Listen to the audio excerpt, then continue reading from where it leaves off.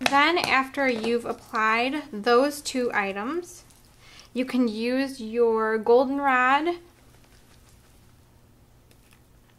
stickles and color in this frame that's around the Santa. You can also use the gold German glass glitter for this stuff as well.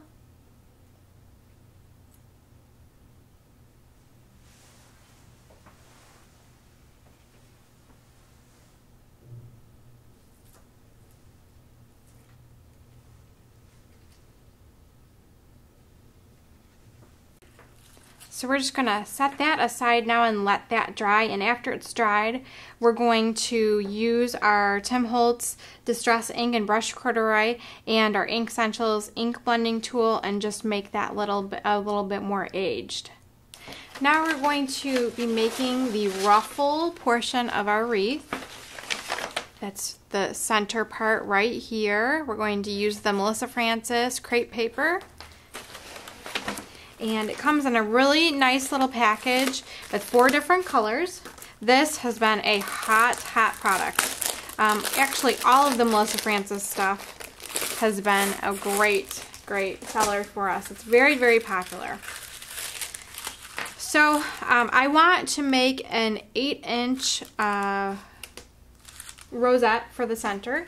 So I'm just going to take my Tim Holtz scissors and cut this in half.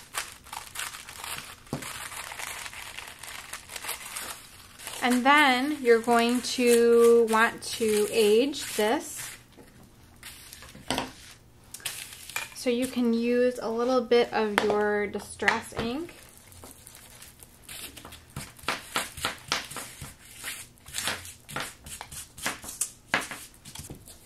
We want it to match our paper and not be so clean looking. But this is a nice ivory and will match a lot of the projects that you probably have coming up.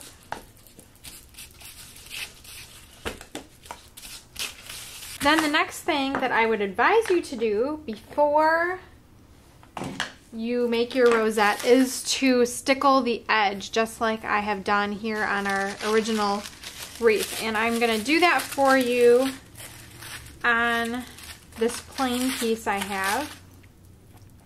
So all I would do is just run my stickles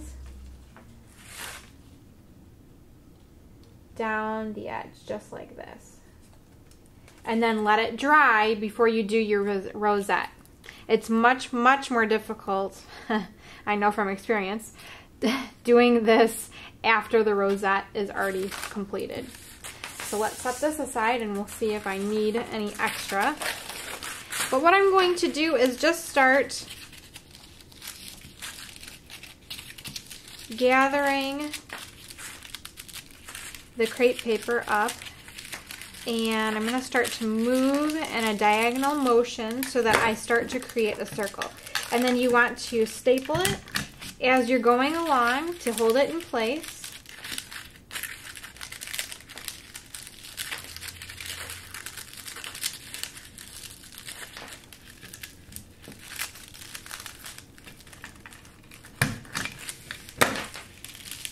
Okay, so then I'm trying to get an idea of how big my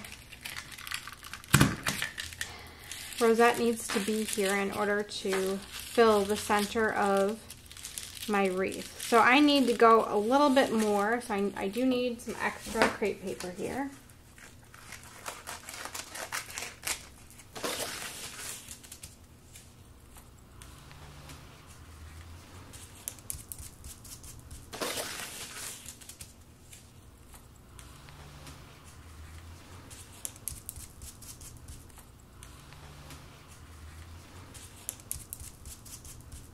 So now I have it all stapled together, and it doesn't look too pretty in the middle, but that's okay because we're not going to see that part. And I'm just going to take a little bit more of Distress ink and get it colored where we are going to see it. This is Brush Corduroy again.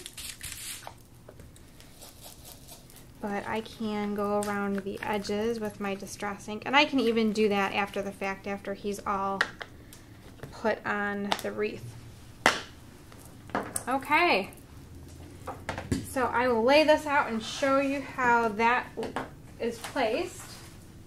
So this goes down on top of the center of our wreath, just like that.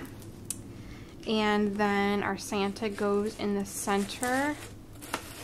How festive is that? Then you can go along and take your ink blending tool again, or even just your ink pad, and you can hit the tips and the edges of all of your pages.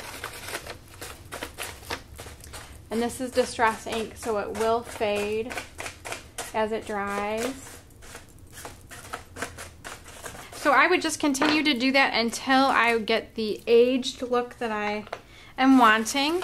And then all I did underneath was I put a little hot glue on the contact spots. Actually, I can do that right now. Just a little bit hot glue.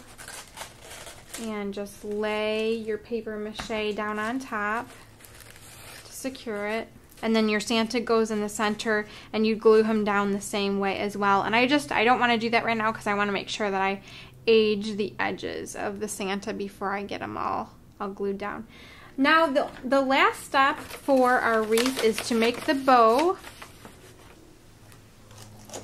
And that was something Miranda taught us a couple videos ago, where she did her bow making. So you can watch that for a complete instruction. I'll do it really quickly here. I've got some, and this is wired ribbon, so I've got some larger pieces of wired ribbon here.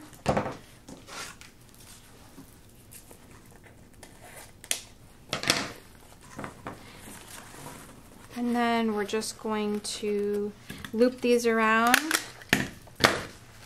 and staple. I just stapled the underside there. Same thing to this one. Just line up your ribbon, staple it in the center.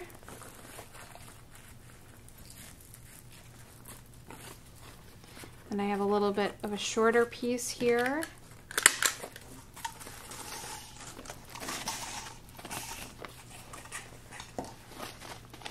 Okay, and then I'm going to take a really long piece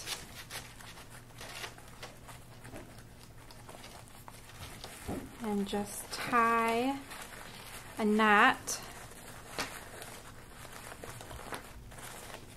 And if you want to, you can also put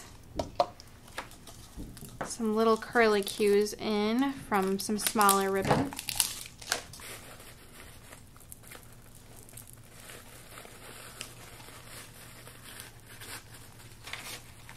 You have a pretty cool bow. As soon as I fluff it out, you'll see here. And that's why you use wired ribbon.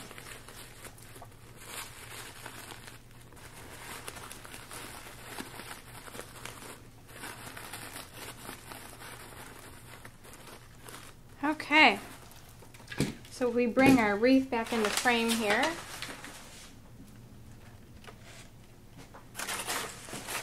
And our Santa is escaping because he's not quite glued on yet, but this would just be placed at the top of your ribbon, or I'm sorry, the top of your wreath here. And it would make a really pretty hanging decoration in your home.